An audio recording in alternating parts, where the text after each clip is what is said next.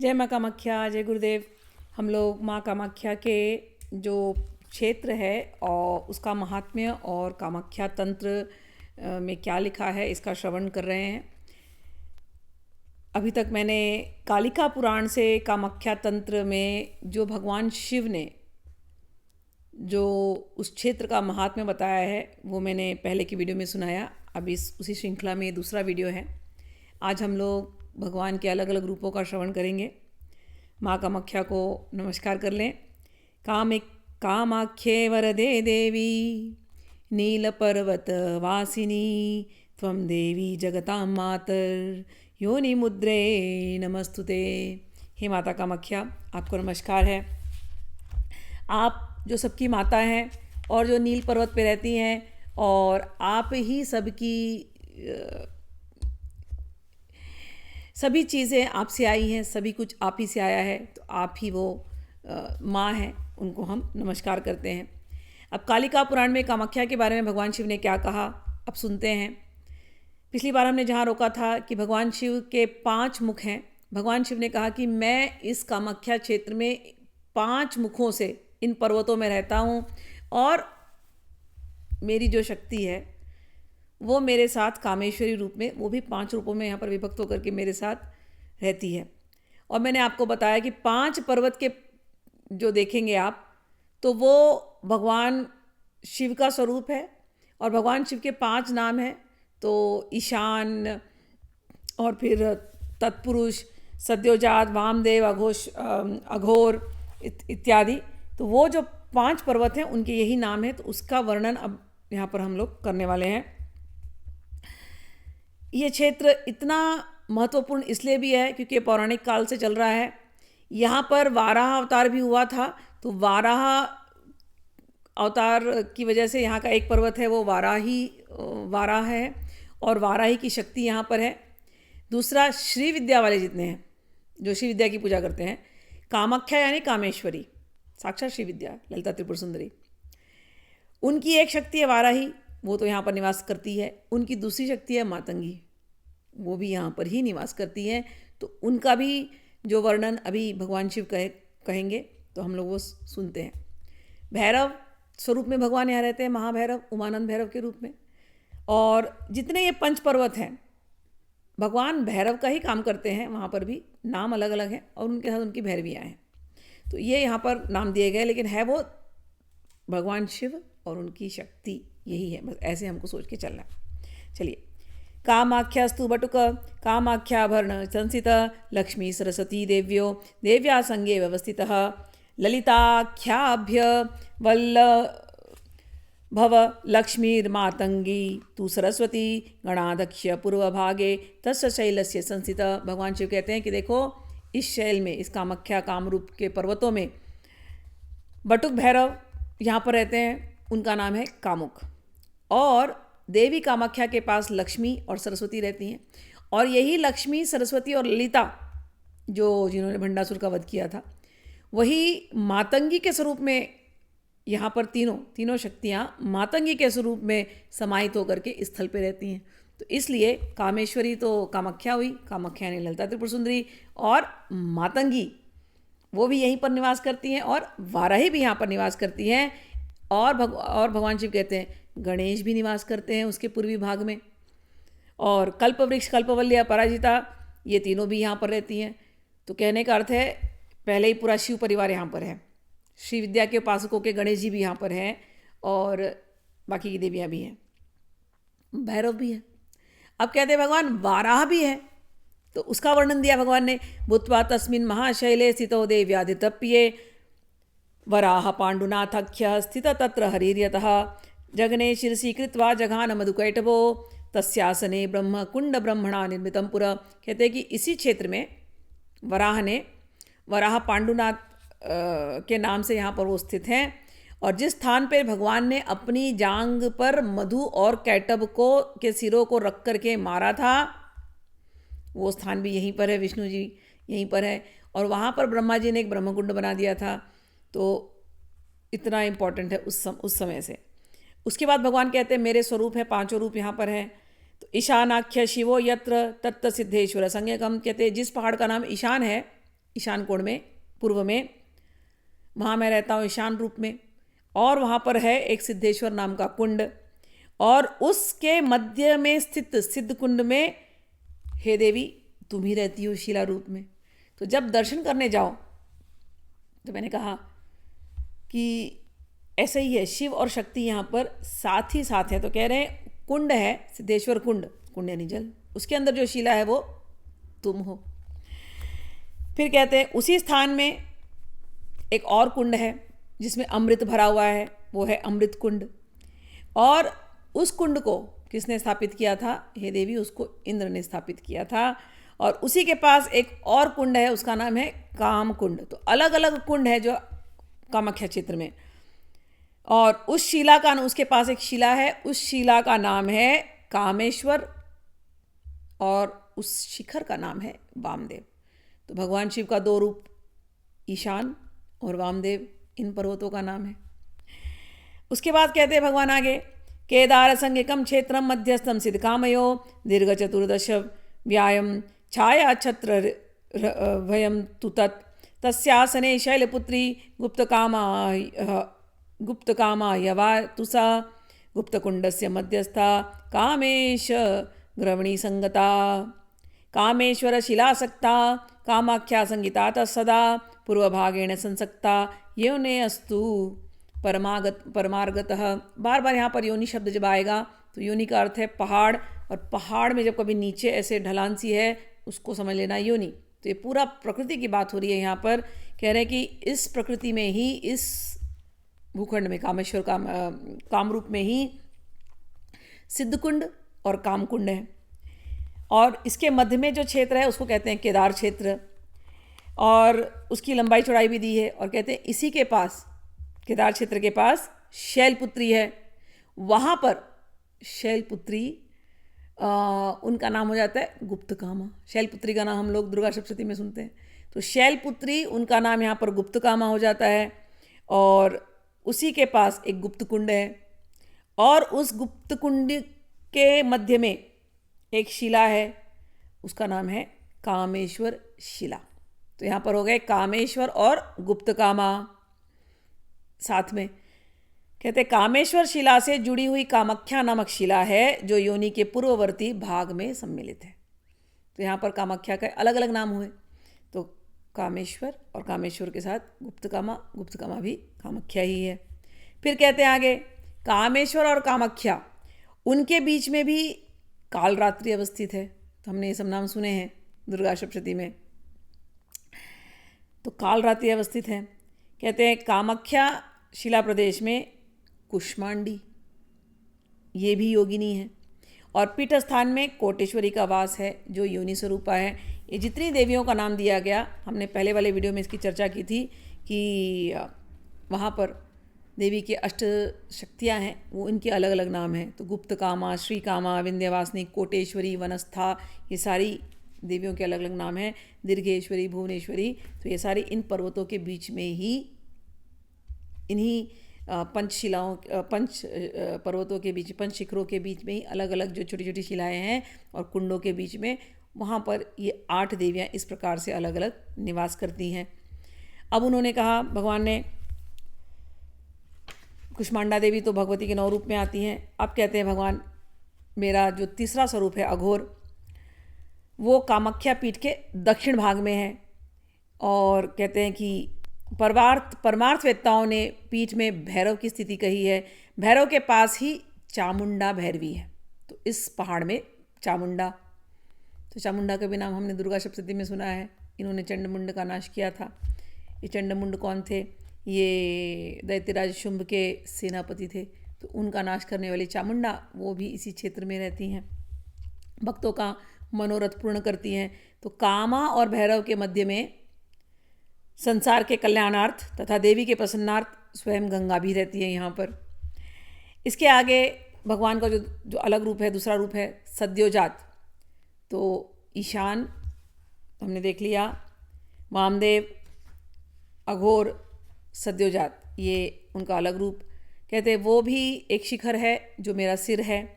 वहाँ भैरवी नाम की गुफा में आम्रात केश्वर पीठ की अवस्थिति है। ये इसको पुष्कर क्षेत्र भी कहते हैं। और सृष्टि के समय देवों और देवर्षियों द्वारा ये सेवित है। वहाँ पर देवी जो है वो सिद्ध कामेश्वरी नाम से जानी जाती है। तो इस शिखर का नाम है सद्योजात और देवी है सिद्ध कामेश्वरी।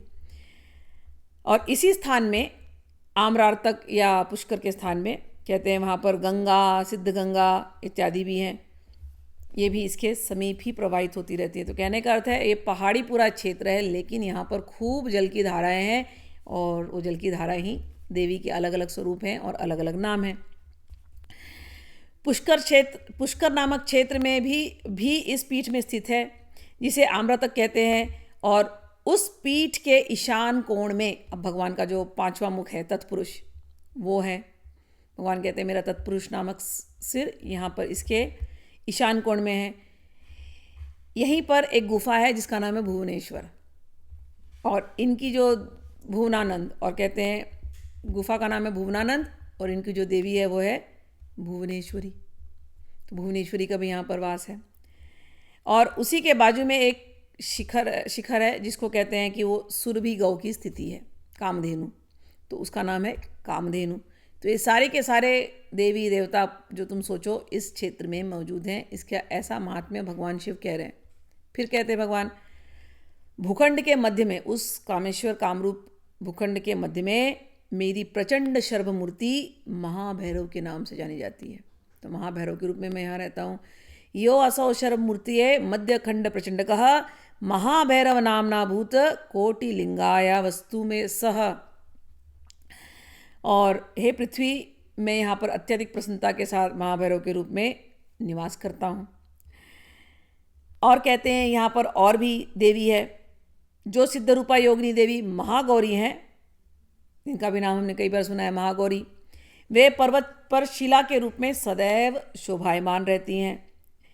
और कहते हैं कि जिस स्थान में पर्वत रूप ब्रह्मा मुझ में संश्लिष्ट है वह अपराजिता नामक कल्पलता भी है। उसके बाजू में महेश्वरी नाम के कामधेनु अवस्थित हैं। तो ये सारे उस स्थान के बारे में। अब देख लो, यहाँ कोई मंदिर की बात नहीं हो रही है। अभी तो हम जाते हैं कामाख्या में तो मंदिर देखते हैं तो हम खो जाते हैं मंदिरों में। लेकिन ये जब बात हो रही पौराणिक कालों में, जब शिव जी बता रहे हैं तो उस समय मंदिर नहीं, उसमें भगवान पर्वतों के नाम ले रहे हैं। तो अगली बार जब कामाख्या जाना, सच में अगर आप लोग देवी से जुड़ना चाहते हो, भगवान शिव से जुड़ना चाहते हो, तो प्रकृति से जुड़ना ये बहुत आवश्यक है। हमारे यहाँ प्रकृति की पूजा हुई थी। देवी को योनि कहा गया, यानी योनि यानी देवी प्रकृति रूप में, अष्टधा प्रकृति के रूप में है जिनसे सब कुछ प्रकट हुआ है। तो वो योनि स्वरूप है। समझ में आया? तो वैसे हमको ध्यान से देखना है। अब कहते हैं भगवान देखो, श्री कामाख्या योनि रूपा चंडिका सातु योगिनी आग्नेयाम विधिताम संस्थाम सर्वकाम प्रदाम शुभाम योगिनी चंद्रघंटाघ्या पीठे भूत अवभूत विंध्यवासिनी योगिनी स्कंद माता तत्पीठे अभूत वनवासिनी। कहते कामाख्या देवी योनि रूप हैं तथा चंडिका योगिनी है। सर्व काम प्रदायिका शुभा उस देवी को अग्नेय कुंड में अवस्थित समझना चाहिए। उसी पीठ पर जो दुर्गा सप्तशती की और भी देवियाँ आती है, चंद्रघंटा, विंध्यवासिनी, ये सारी की सारी उसी स्थान पर उनकी भी शक्तियाँ हैं। स्कंद माता, वनवासिनी या वन दुर्गा या शाकंभरी एक ही देवी का नाम है। तो ये भी उन्हीं स्थान में रहती हैं। और एक और देवी है कात्यायनी देवी, जिनको पाद दुर्गा कहते हैं। तो एक कात्यायनी देवी भी इसी स्थान पे रहती हैं। कात्यायनी पीठ नामना पाद दुर्गेति गद्यते नैऋत्याम नीलशैलस्य प्रांते सा संस्थिता शिवा। और तो कात्यायनी यहाँ पर है वह शिवा। और कहते हैं वह शिवा नीलगिरी के नैऋत्य कोण में रहती हैं। और मेरे शरीर का ही रूप यह नदी प्रस्तर रूप धारण करके हनुमान पीठ के नाम से पश्चिम द्वार पर अवस्थित है। तो पूरा जो क्षेत्र है कामरूप कामाख्या, इसमें सभी देवी देवता जो आप पहले तो शक्ति तो सारी की सारी ये हैं। और भी वैष्णव तंत्र वालों के लिए विष्णु का स्थान है, श्री विद्या वालों के लिए श्री ललिता त्रिपुर का स्थान है और शिव का तो क्षेत्र है ही। तो इस प्रकार से इसका महात्म्य दिया गया। उसी कालिका पुराण में और भी बातें कही गई हैं, मंत्रों के बारे में कहा गया है। और फिर भगवान ध्यान के बारे में बताते हैं। तो यहाँ पर मैं केवल भाव दे देती हूँ। भगवान कहते हैं, हे वेताल, हे भैरव, सुनो, मैं कामाख्या देवी की पंच मूर्तियों के मंत्र, तंत्र, स्वरूप और कल्प का अलग अलग वर्णन करूँगा। उन्होंने मंत्र दिया और कहा, यह मंत्र जो मंत्र है दिया गया है, कहते हैं कि कामाख्या का जो मंत्र है धर्म, अर्थ, काम और मोक्ष का प्रदाता है। यह परम रहस्यमय है और इसका मिलना सुलभ नहीं है। इसको गुरु से लेना चाहिए, तो गुरु के पास जाएं तो मिलेगा। इसे जो भी नरश्रेष्ठ गुरु मुख से सुन लेता है, ये भगवान शिव की आज्ञा है। मैं चाहती तो मंत्र दे सकती थी, लेकिन ये गुरु शिष्य का संबंध होता है। गुरु शिष्य को गुरु से जाकर के ही लेना चाहिए। इदम धर्म प्रदम काम मोक्षार्थानां प्रदायकम इदम रहस्यम परम अन्यत्र तु सुदुर्लभम श्रोत्रेणोद्यम्य शृणुयात् गुरुवक्त्रा नरोत्तमः। इसको सुनना चाहिए किसके मुख से? गुरुवक्त्रा, गुरु के मुख से सुनना चाहिए। स कामान अखिलान प्राप्य शिवलोके महीते, जिसने गुरु के मुख से सुना, गुरु से दीक्षा ली और गुरु से दीक्षा लेकर के इस मंत्र का जाप किया, कहते हैं उसके सारे अखिल काम, कामान अखिलान प्राप्य, उसको सारे काम यहाँ पर, कामनाएं यहाँ पर पूर्ण हो जाएगी। और उसके बाद शिवलोक के महीयते, उसको शिवलोक में उसकी पूजा होती है। कहते हैं ये मंत्र कैसा है? श्रुति सकलित सारम देवकंठोगहारम सकल कलुषहारी श्रीधरा आनंदकारी सुनय शुभ योगी भ्रार्ज जयेद्य शोभी तदिह शिव समस्तम विघ्नहंत्री इंगितार्थम। कहते जो समस्त श्रुतियों का सारतत्व है, देवों का कंठहार है, संपूर्ण पापों का निवारक है, विष्णु के लिए आनंददायक तथा जो सुंदर नीति युक्त शुभकारी शब्दों से सुशोभित होता है,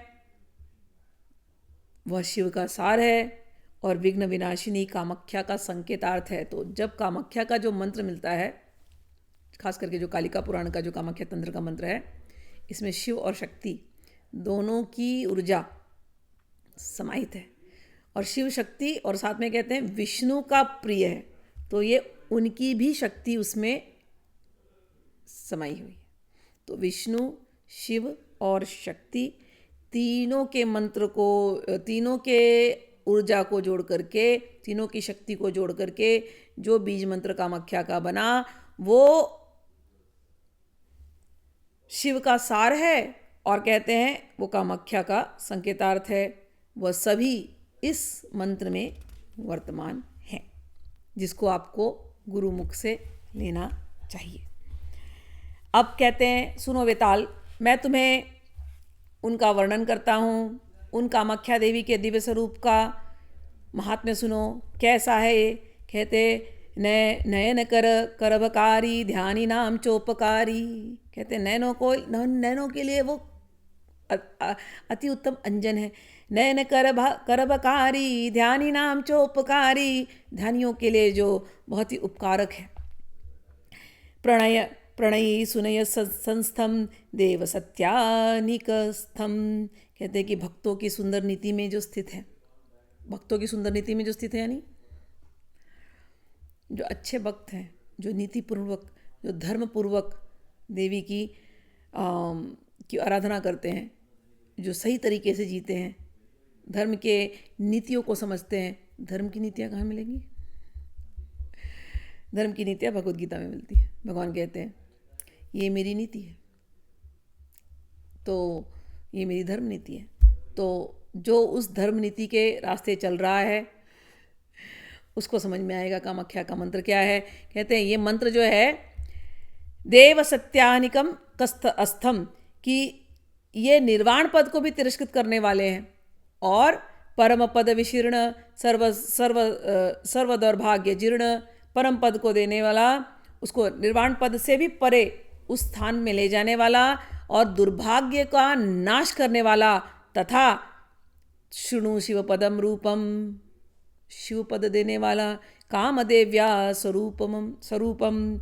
ये जो मंत्र है ये कामाख्या देवी का ये स्वरूप है। तो एक तो ये कि मंत्र और इष्ट में कोई अंतर नहीं होना चाहिए। तो कामाख्या का मंत्र साक्षात कामेश्वर कामेश्वरी का मंत्र, दूसरा, कामाख्या का दिव्य स्वरूप अगर कोई दर्शन करता है तो दर्शन करने मात्र से आँखों के लिए तो वो अंजन है, कहते हैं कि ठंडक दे दे आँखों को, और धमनियों के लिए उपकारक, ध्यानी जो करते, जो ध्यान करते हैं उनके लिए उपकारक, और भक्तों के लिए बहुत ही अति उत्तम ऐसा ये मंत्र है, ऐसा कामाख्या का स्वरूप है। आगे कहते हैं कैसा है, श्रवण गगना मात्रा चार्दितम यस्य नाम प्रभवती बहुभूत्ये गीता मार्गैकधाम। आहा, श्रवण गगन मात्रा चार्दितम यस्य नाम प्रभवती बहुभूत्ये गीता मार्गैकधाम। जिसका नाम कानों में जब घुस जाए तो कान की जो देवी है कर्णेश्वरी, उसको भी इस कामाख्या का नाम सुनने में बहुत अच्छा लगता है। और बहुभूत्ये गीता मार्गैकधामम, कहते कि ये सब लोग इस नाम को गाते रहते हैं।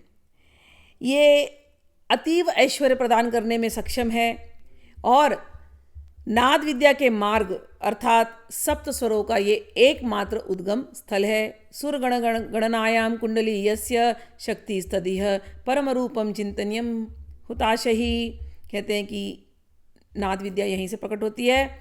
चक्र समूह की गणना में जिसकी शक्ति चेतना लाने का कार्य करती है, जो इस नाशवान विश्व से निराश हो चुके हैं, उन्हें उस परम रूप का ध्यान करना चाहिए। ये देवी का रूप, देवी का मंत्र, देवी का नाम जो कोई जपता है, कोई मंत्र यदि आपको नहीं आता, इसमें नाम का महत्व दिया गया है। केवल कामाख्या कामाख्या जय कामाख्या जय कामाख्या जय कामाख्या जय कामाख्या जय कामाख्या जय कामाख्या जय कामाख्या जय कामाख्या, इतना भी कोई करते रहे, वो भी आपका कल्याण करने वाला है। आगे कहते हैं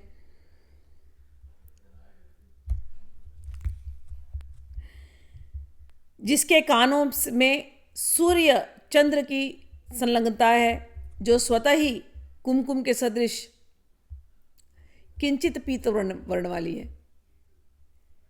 रत्नजड़ित स्वर्णाभरण से विचित्र और चंचल कानों वाली है, त्रिनेत्रा, हाथों में अभय एवं वरद मुद्रा धारिणी, रुद्राक्ष माला वाली, तथा जिसके सम्मुख देवता, मानव और राजा भी सर झुकाए रहते हैं, वे ही सिद्ध कामेश्वरी देवी हैं। रवि शशि युत कर्णा कुमकुमा पीत वर्णा मणिकनक विचित्रा लोल कर्णा त्रिनेत्रा अभय वरदहस्ता सासूत्र प्रशस्ता प्रण सुरनरेशा सिद्ध कामेश्वरी सा। इनका दर्शन करने मात्र से इच्छाएं पूरी हो जाएं, ऐसी ये सिद्ध कामेश्वरी हैं। कानों में इन्होंने जो कुंडल डाले हैं, कुंडल नहीं है, एक कान में सूर्य डाला है, एक कान में चंद्रमा को डाल दिया है। और इनका रंग कैसा है, कुमकुम पीत वर्णा, कि कुमकुम जैसा है, लेकिन कौन सा कुमकुम, लाल हल्दी के जैसे। तो हल्दी में अगर नींबू डाल दो तो जो रंग आएगा ना, कुमकुम पीत वर्णा, या तो कुमकुम के अंदर पीत मतलब हल्दी और कुमकुम को मिक्स कर दो तो कैसा रंग हो जाएगा, ललिता त्रिपुर सुंदरी का रंग हो जाएगा। बिल्कुल वैसे रंग है उनका, जैसे सुबह का सूरज उगता है वैसा रंग है। कुमकुम पीत वर्णा मणिकनक विचित्रा लोलकर्णा त्रिनेत्रा। उन्होंने बहुत सुंदर सुंदर आभूषण डाले हुए हैं और खूब नेत्र, बड़े उनके चंचल नेत्र हैं। लोलकर्णा त्रिनेत्रा, और कहते हैं अभय वरद हस्ता, सबको आशीर्वाद दे रही हैं। सासूत्र प्रशस्ता, रुद्राक्ष माला उन्होंने हाथ में लेकर के रखी है। वरद मुद्रा है, अभय और वरद की मुद्रा देने वाली हैं। और उनके सामने प्रणत सुर नरेशा, सारे राजा लोग उनके सामने नतमस्तक हैं, सारे देवता लोग उनके सामने नतमस्तक हैं। ऐसी जो सिद्ध कामेश्वरी कामाख्या, इनकी जय हो। फिर से कहते हैं शिव जी, अरुण कमल संस्था रक्त पद्मासनस्था नवतरुण शरीरा मुक्तकेशी सुहारा शवरिधि पृथुतुंगस तन्ययुग्मा मनोज्ञा शिशुर विषमवक्त्रा सर्वकामेश्वरीशा। इन कामाख्या का नाम है सर्वकामेश्वरी, सभी कामनाओं की जो ईश्वरी है। कैसी दिखती हैं? कहते हैं अरुण कमल संस्था, लाल रंग के कमल में स्थित है। अब लाल रंग का कमल क्या, मैं तो एक ही चीज़ जानती हूँ भैया, अपने हृदय का कमल। लाल रंग का कमल क्या होता है, अपने हृदय का वो कमल जिसमें बस माँ के लिए प्रेम भरा है, प्रेम का रंग लाल। तो अपने हृदय से लाल रंग का कमल माँ के चरणों में अर्पित कर दो बस। जिसका मन में ऐसा प्रेम है माँ के लिए ना, ऐसे हृदय रूपी लाल कमल पर माँ विराजमान रहती है। अरुण कमल संस्था, रक्त पद्मासनस्था, वही बात है, लाल कमल के ऊपर जो रहती हैं, रक्त पद्मासन में आसीन। और कैसी दिखती है, नवतरुण शरीरा, नवतरुणी की जैसे। ऑफ कोर्स कामेश्वरी हैं ललिता, ठीक है ना, तो नवतरुणी जैसे रहती हैं। ललिता त्रिपुर सुंदरी का जब कथा सुनते हैं तो उसमें यही आता है ना कि ललिता त्रिपुर सुंदरी प्रकट हुई, फिर वो कामेश्वर शिवजी, तो सती प्रकरण के बाद शिवजी तो ऐसे ही बैठे हुए थे, तो ललिता त्रिपुर कामदेव को जगाना था, तो ललिता त्रिपुर सुंदरी ने माला फेंका। ललिता त्रिपुर सुंदरी की उम्र कितनी, 16 साल की। तो ये नवतरुणी 16 साल की षोडशी कामाख्या ललिता त्रिपुर सुंदरी कामेश्वरी क्या है, कामेश्वरी नहीं, सर्व कामेश्वरी कहा है भगवान ने कि सर्व कामेश्वरी। नवतरुण, तरुण शरीरा, मुक्त केशी, बाल खुला रखा है उन्होंने, और कैसे सुहारा, बड़े सुंदर से हार को उन्होंने धारण किया है।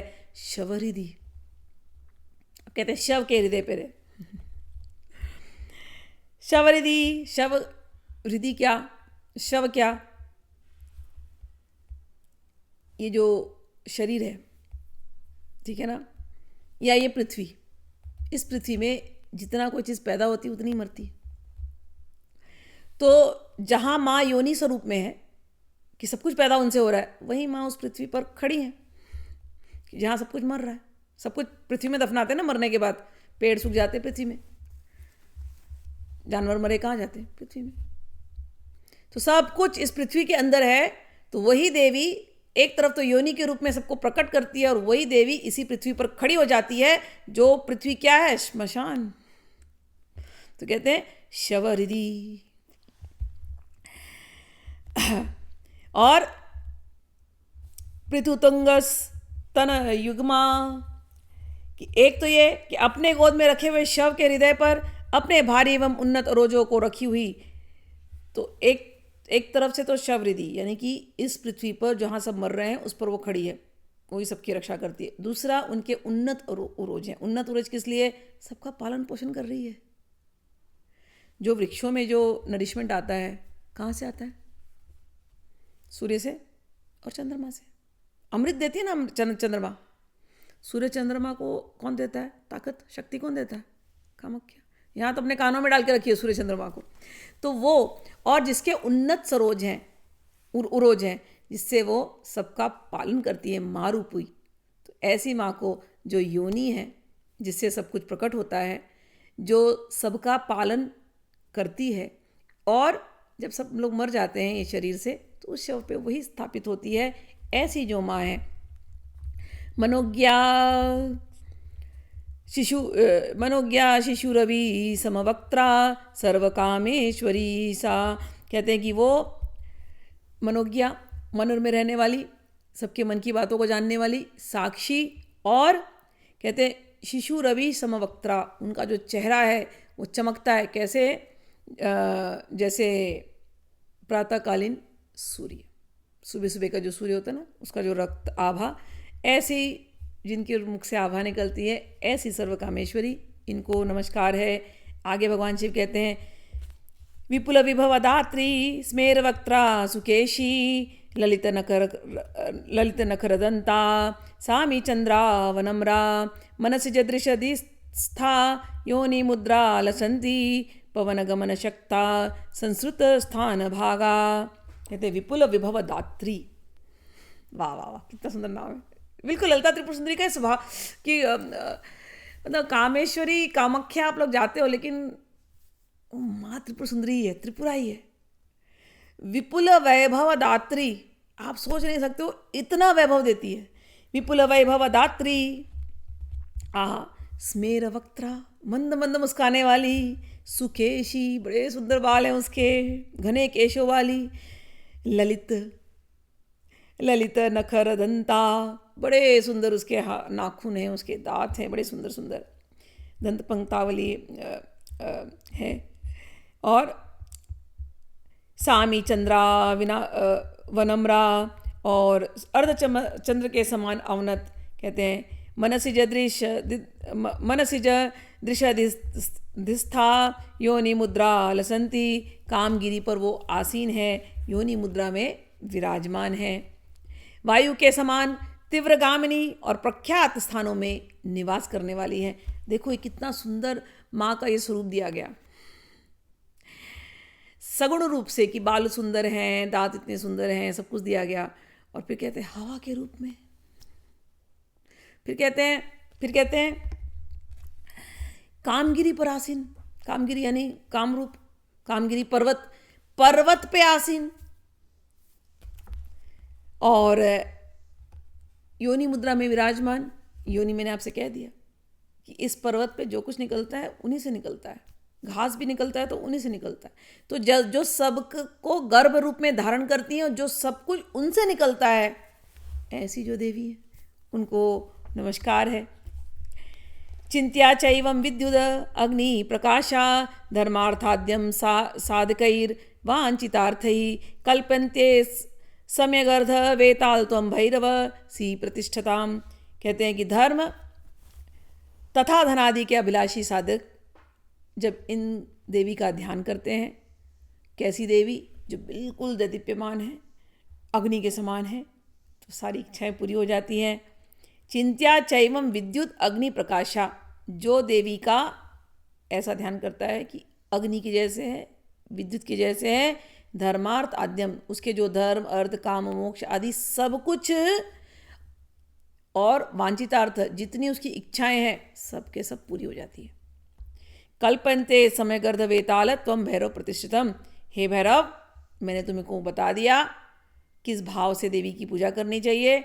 ऐसा कोई देवी को याद करता है, उसका सब पुरुषार्थ पूरा हो जाता है। कैसे, समझ में आया ना?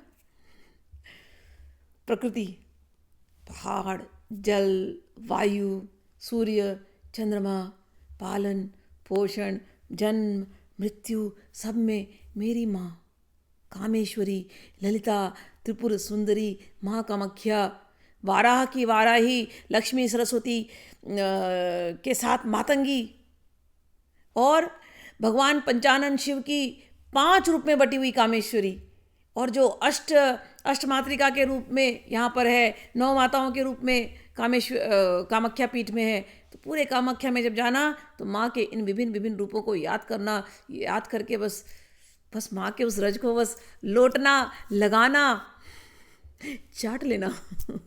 यही है योनि पूजा, कि माँ सबकी माँ है, बस। ठीक है, चलिए अब यहाँ पर रोक लेते हैं। ये तो हमने भी केवल कालिका पुराण के कामाख्या तंत्र को कहा। अब अगला जो कामाख्या तंत्र होगा वो योगिनी तंत्र में उसके बारे में बात की गई है, तो वहाँ के तंत्र से कामाख्या के बारे में सुनेंगे। तब तक के लिए जय माँ कामाख्या, जय माँ कामाख्या, जय माँ कामाख्या।